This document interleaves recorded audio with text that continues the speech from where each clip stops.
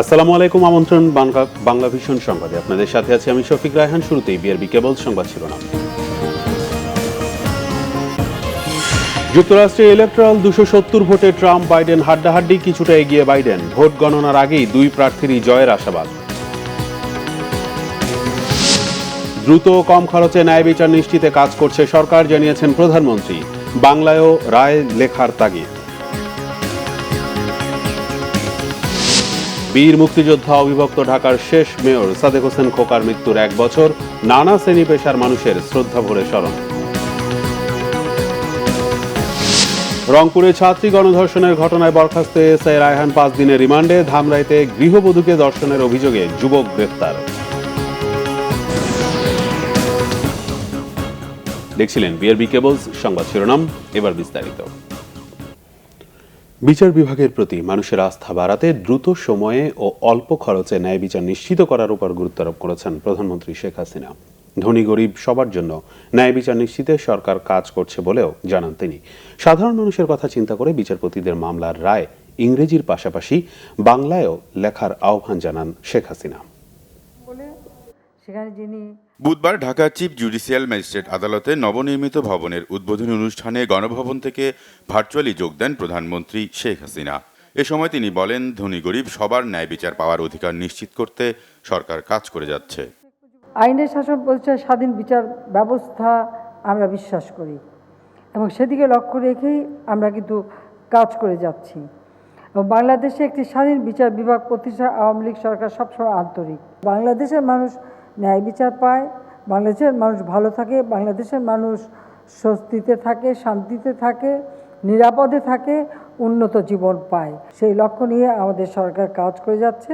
রায় যদি কেউ বাংলায় না লিখতে পারেন, ইংরেজিতে লেখেন, আপত্তি নেই, কিন্তু সাথে সেটা বাংলা ট্রান্সলেশন করে এটা যেন প্রচার হয় সেই ব্যবস্থাটা করে দিতে হবে। মানে বিচারের ফলে সে কী রায়টা পেল সেটা সে নিজে দেখতে পারবে, বুঝতে পারবে, জানতে পারবে।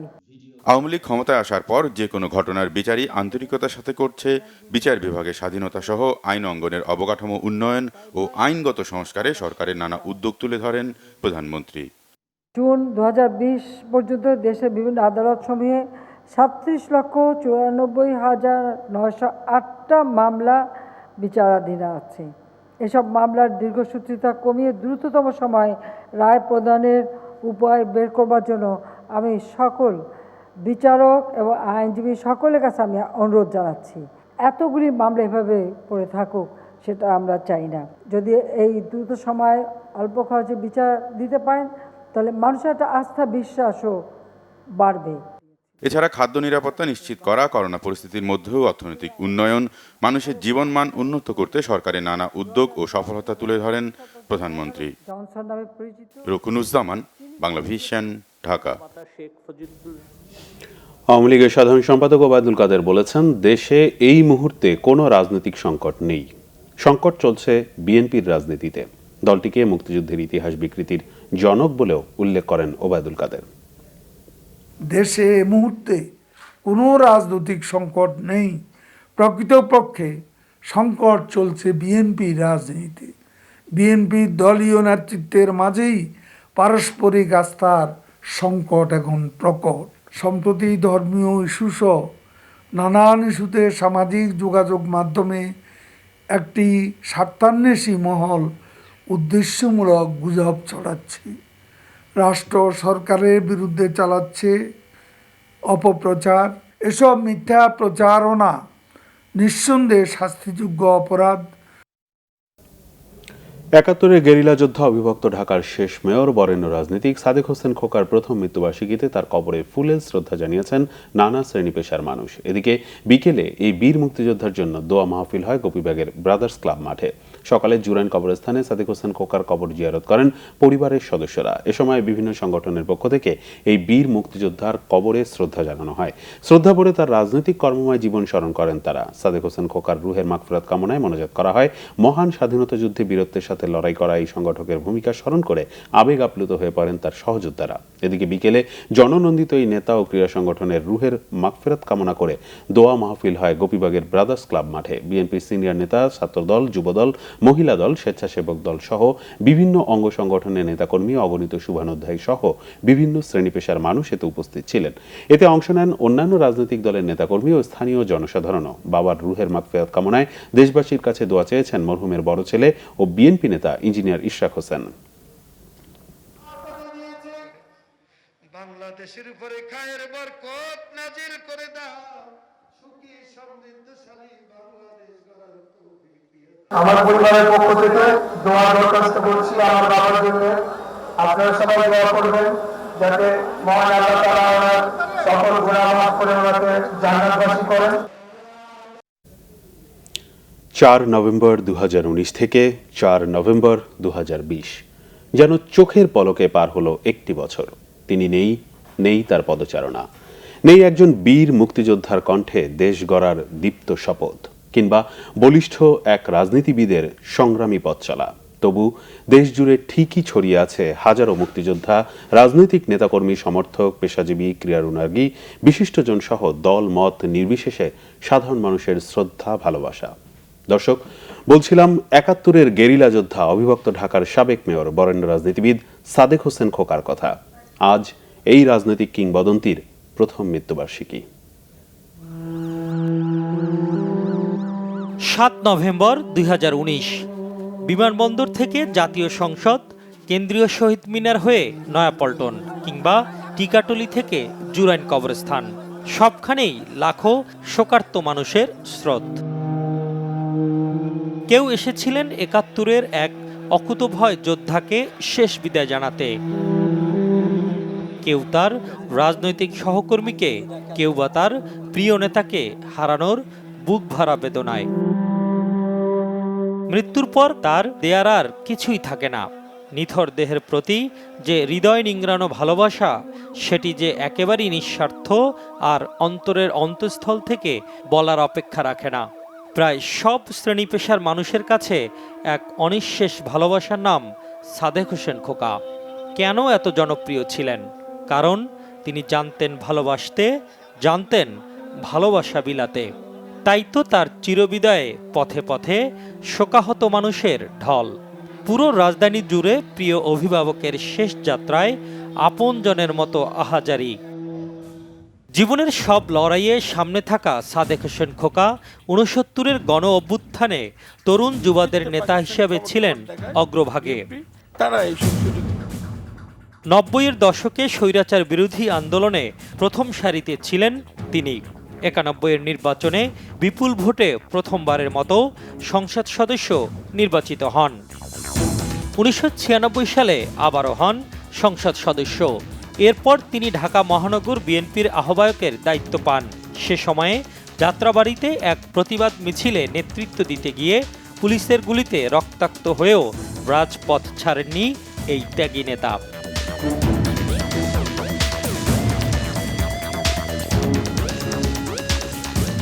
২০০১ সালে চতুর্থবারের মতো সংসদ সদস্য হয়ে মৎস্য ও পশু সম্পদ মন্ত্রণালয়ের দায়িত্বও দক্ষতার সাথে পালন করেন।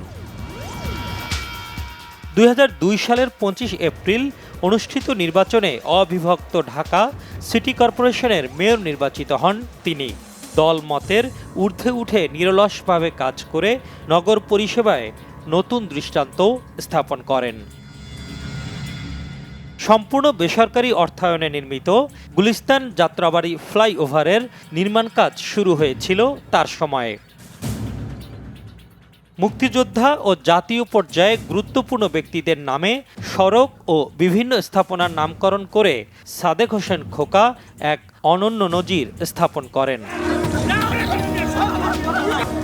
আমৃত্যু বিএনপির ভাইস চেয়ারম্যানের দায়িত্ব পালন করা এ নেতা ছিলেন কর্মী বান্ধব। সুখে দুঃখে নেতাকর্মীদের পরিবারের পাশেও দাঁড়াতেন সবার আগে। সাদেক হোসেন খোকা জনগণের অত্যন্ত প্রিয় মানুষ ছিলেন। বিশেষ করে ঢাকা মহানগরে তিনি অত্যন্ত জনপ্রিয় মানুষ ছিলেন। বড় একজন মুক্তিযোদ্ধা ছিলেন। তার সারাটা জীবন তিনি এই দেশের মানুষের কল্যাণের জন্য কাজ করেছেন। তার অভাব আমরা এখন অত্যন্ত বেশি করে অনুভব করছি। সাদেক হোসেন খোকা উনি অত্যন্ত সদালাপী ছিলেন, বন্ধুবৎসল ছিলেন। প্রতিপক্ষের প্রতি একেবারে হিংস্র আক্রমণ করা এটা আমি অন্তত তার ভিতরে লক্ষ্য করি নাই। গণমুখী চরিত্র তার ভিতরে বিদ্যমান ছিল। আমরা এরশাদ বিরোধী আন্দোলন গড়ে তুললাম, 15 দল 7 দলের আন্দোলন। সেই আন্দোলনে ঢাকা মহানগরের সবচেয়ে অগ্রবাহিনীর যে সৈনিকটি বিএনপির পক্ষ থেকে সেদিন লড়াই করেছিল, তার নাম সাদেক হোসেন খোকা। জীবনের শেষ ভাগে মরণব্যাধি ক্যান্সারের সাথেও লড়তে হয়েছে সংগ্রামী এই মানুষটিকে। চিকিৎসার জন্য যেতে হয়েছে সুদূর আমেরিকায়। প্রিয় মাতৃভূমিকে স্বাধীন করতে জীবন বাজি রাখা এই যোদ্ধাকে শেষ পর্যন্ত ভৌগোলিক সীমানার বাইরেই শেষ নিঃশ্বাস ত্যাগ করতে হয়। বরণ্য এই রাজনীতিবিদের মৃত্যুর মধ্য দিয়ে নিভে গেল এদেশের রাজনৈতিক আকাশের এক উজ্জ্বল তারা। তবে তার অনুকরণীয় কাজের মাঝেই বেঁচে থাকবেন আপামর জনতার এই ভালোবাসার মানুষটি। মিজানুর রহমান সবুজ, বাংলা ভিশন, ঢাকা।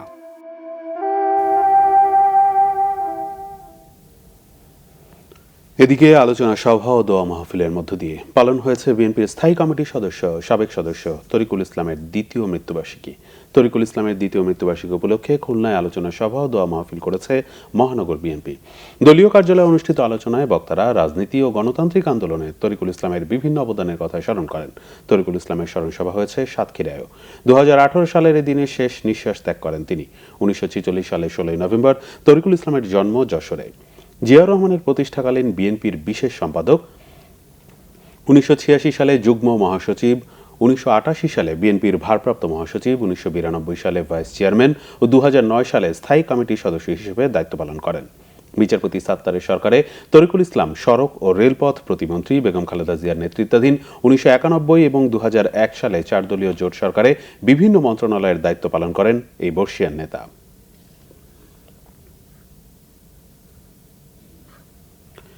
রংপুরে নবম শ্রেণীর ছাত্রীকে গণধর্ষণের মামলায় মহানগর ডিবি পুলিশের বরখাস্ত এএসআই রায়হানুলকে 5 দিনের রিমান্ড দেওয়া হয়েছে। এদিকে ধামরাইয়ে ধর্ষক সুমনকে গ্রেফতার করলেও পলাতক আছে গাইবান্ধায় শিশুর ধর্ষক আবুল কালাম আজাদ। বিস্তারিত ডেস্ক রিপোর্টে।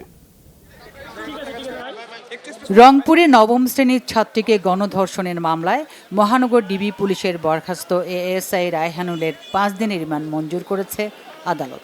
সেই সাথে 2 সহযোগী মেঘলা ও সুরভি আক্তারের 3 দিনের রিমান্ড দেওয়া হয়।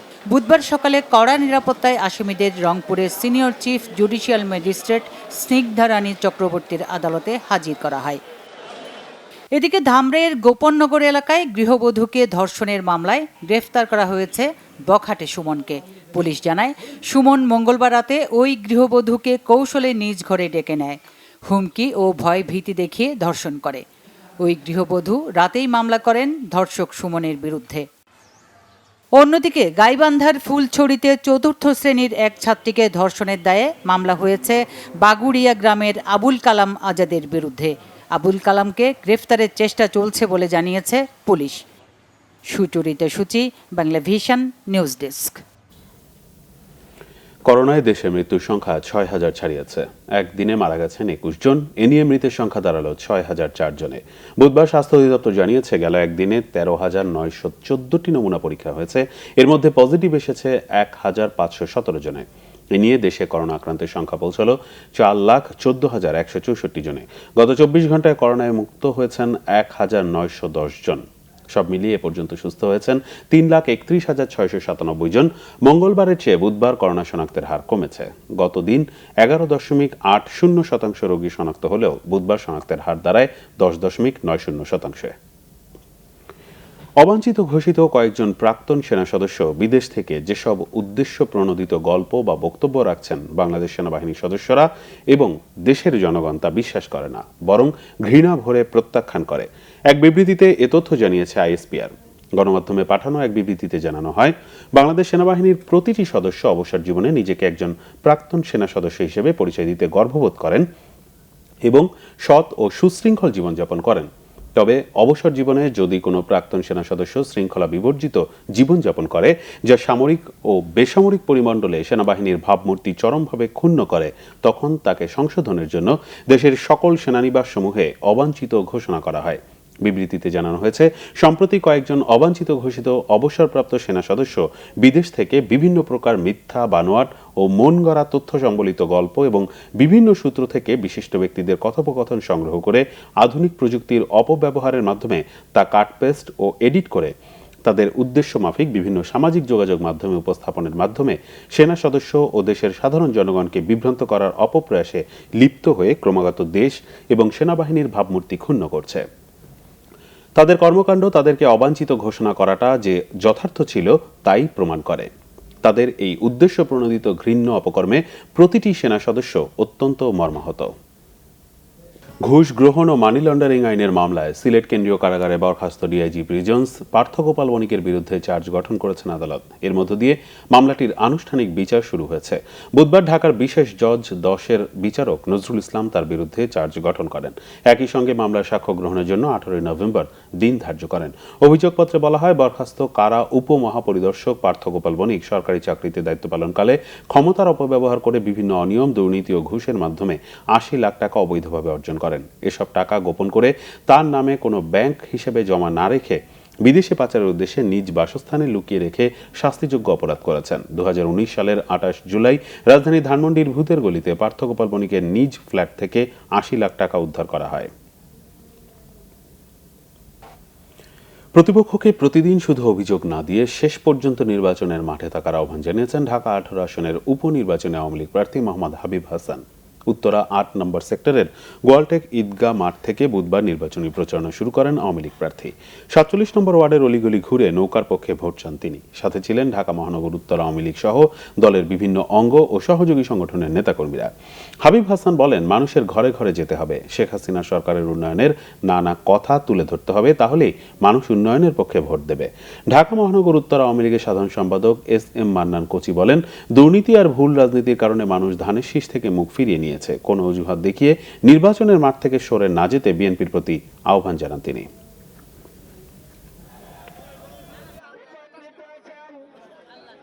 সত্য কথা বলেন, জনগণের কাছে যান।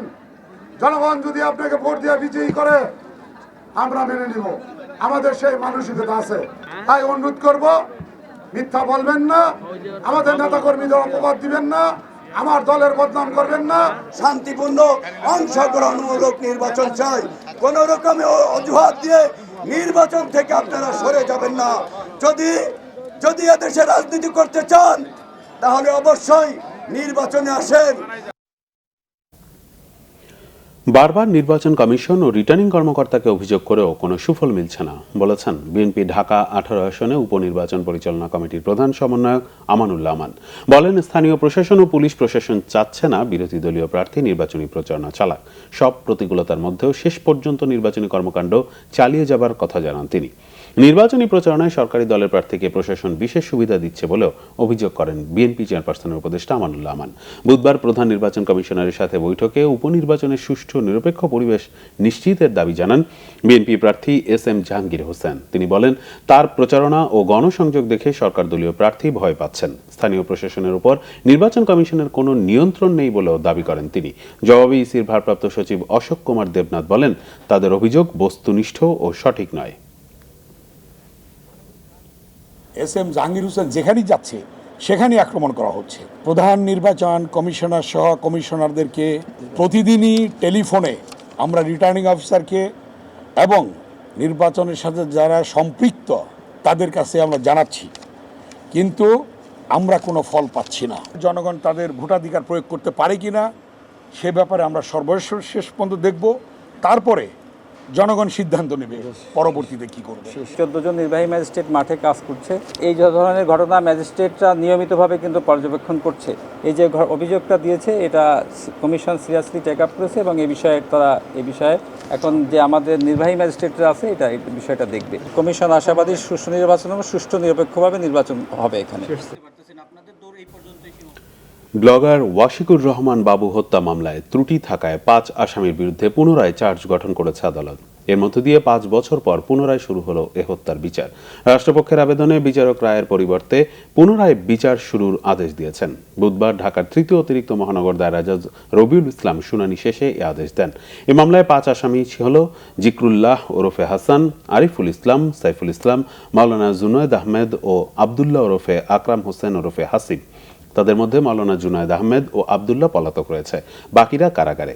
2015 সালে 30 মার্চ সকালে রাজধানীর হাতিরঝিল সংলগ্ন বেগুনবাড়ি এলাকায় নিজ বাসা থেকে বের হওয়ার সময় ব্লগার ওয়াশিকুর রহমান বাবুকে কুপিয়ে হত্যা করা হয়। দৈনিক প্রথম আলো পত্রিকার 22তম প্রতিষ্ঠাবার্ষিকী পালিত হয়েছে। উৎসবমুখর পরিবেশে দিনটি উদযাপন করে প্রথম আলো পরিবার। প্রতিষ্ঠাবার্ষিকী উপলক্ষে দিনভর পাঠক ও শুভানুধ্যায়ী সহ বিভিন্ন শ্রেণী পেশার মানুষ শুভেচ্ছা জানায় পত্রিকা কর্তৃপক্ষকে। এ সময় বাংলাভিশন পরিবারের পক্ষে অনুষ্ঠান প্রধান তারেক আকন্দ প্রথম আলোর কার্যালয়ে গিয়ে শুভেচ্ছা জানান। শুভেচ্ছা গ্রহণ করেন প্রথম আলো সম্পাদক মতিউর রহমান।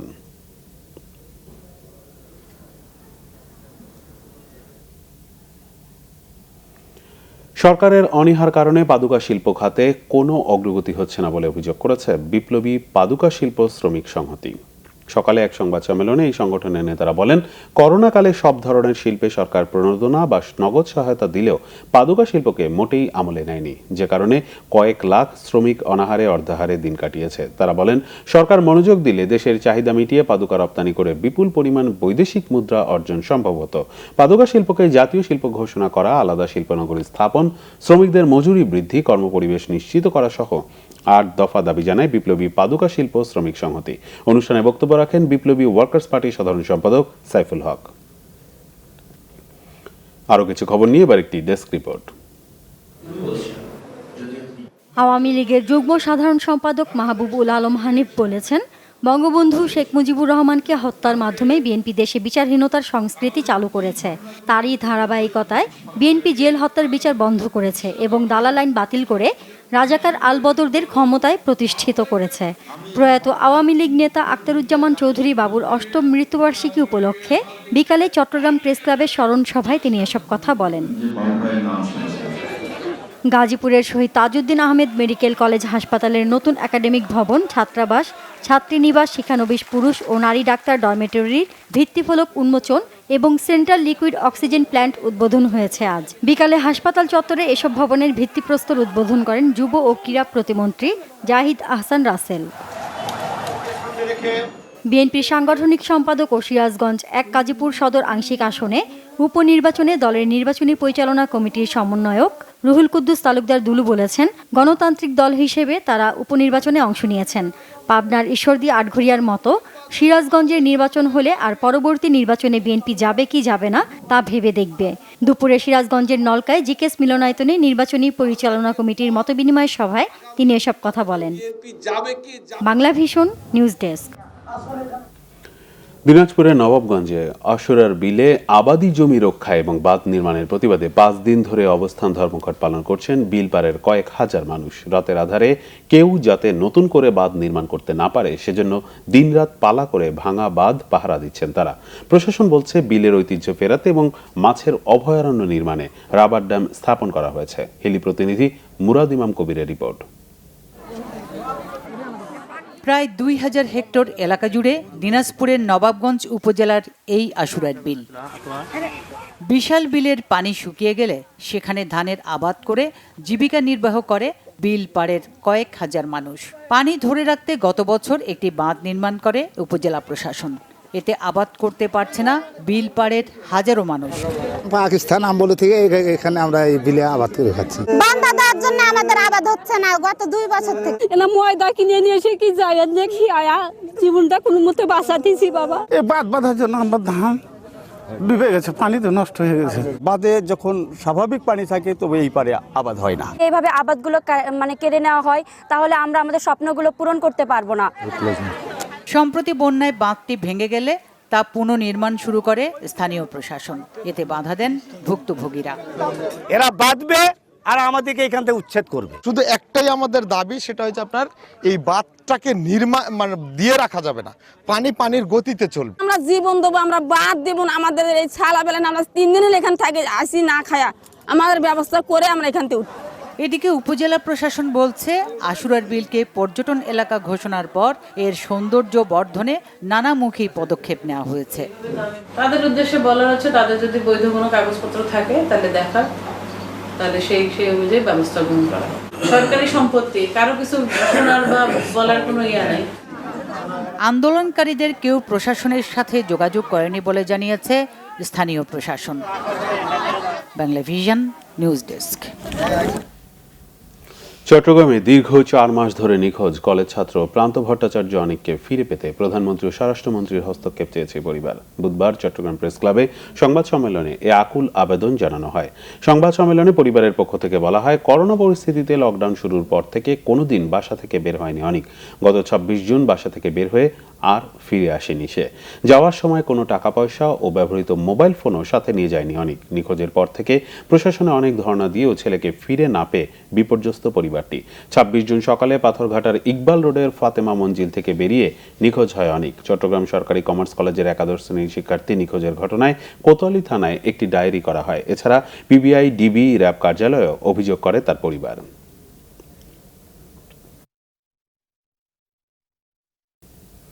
এবার ক্লেমন খেলার সংবাদ।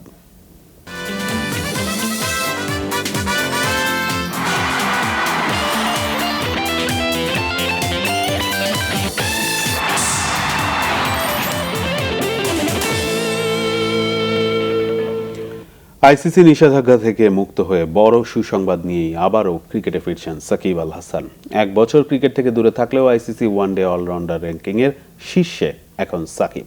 আইসিসির নতুন র্যাঙ্কিংয়ে 373 রেটিং পয়েন্ট নিয়ে সবার উপরে আছেন এই বাহাতি অলরাউন্ডার। 1.5 বছর আগে গত বিশ্বকাপে লর্ডসে পাকিস্তানের বিপক্ষে সর্বশেষ ওয়ানডে খেলেছেন সাকিব। 2019-এর অক্টোবরে 1 বছরের জন্য নিষিদ্ধ হন তিনি। এই সময় ওয়ানডেতে তাকে টপকে যেতে পারেনি কোনো অলরাউন্ডার। এবছর 29 অক্টোবর নিষেধাজ্ঞা মুক্ত হয়ে 1 সপ্তাহের মধ্যেই সুখবর পেলেন সাকিব। আইসিসি ওয়ানডে অলরাউন্ডার র্যাঙ্কিংয়ের আপডেটের পরও শীর্ষস্থান ধরে রেখেছেন টাইগার ক্রিকেটের পোস্টার বয়।